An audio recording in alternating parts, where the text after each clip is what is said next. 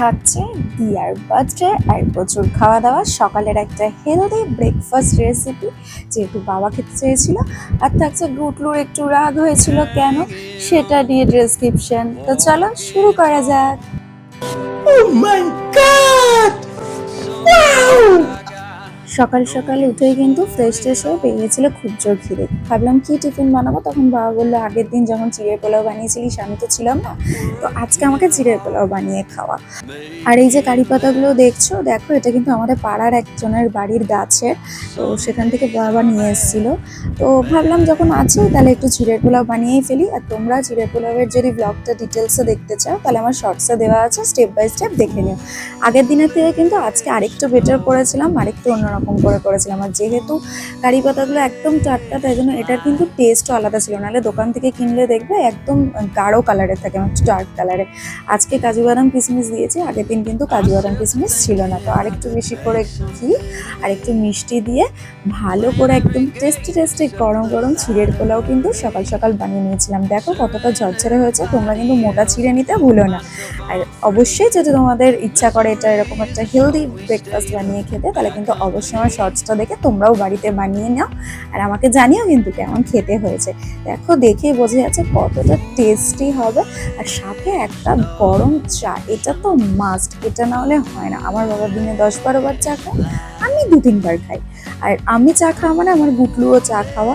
আর কি বলবো, ওই জন্যে এই কাপের ভেবে না, হাফ কাপ আমার আর হাফ কাপ আমার গুটলু। তো চলো আমরা ব্রেকফাস্ট এনজয় করি, কারণ এরপর পেট খালি রাখতে হবে, তো ইনভিটেশন আছে।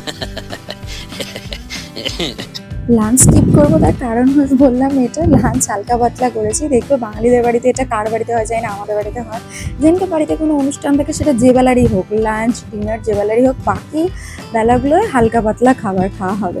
তো সেই জন্য আমাদের ডাল আর ডিম ভাজা দিয়েই খাওয়া হয়ে গেছিলো দুপুরবেলা, তাই সেটা একটা ক্লিপ আর নিয়ে নিই। আর এদিকে ইভিনিংয়ে নিলাম, আমি ফ্রেশ হয়ে রেডি হয়ে নিচ্ছি। আর এদিকে একটু হালকা ঝিরঝির করে বৃষ্টি পড়ছে। আমার কিন্তু বাড়িতে ওই বার্থডে পার্টির আগেও আর একটা অকেশন আছে, মানে আমার ইনলসরাই আসবে আমার বাড়িতে, তো সেই জন্য ঝটপট রেডি হয়ে নিয়েছিলাম। ওই 3:30-4টে নাগাদ রেডি হয়ে একটু ফটোশ্যুট করে নিলাম, একটু ব্লগের জন্য ভিডিও করে নিলাম, কারণ যাই হয়ে যাক ভিডিও ক্লিপ তো আমার লাগবেই। সাবাস!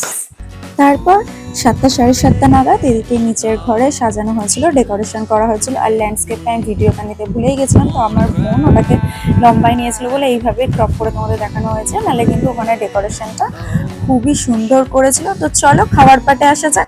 One eternity later.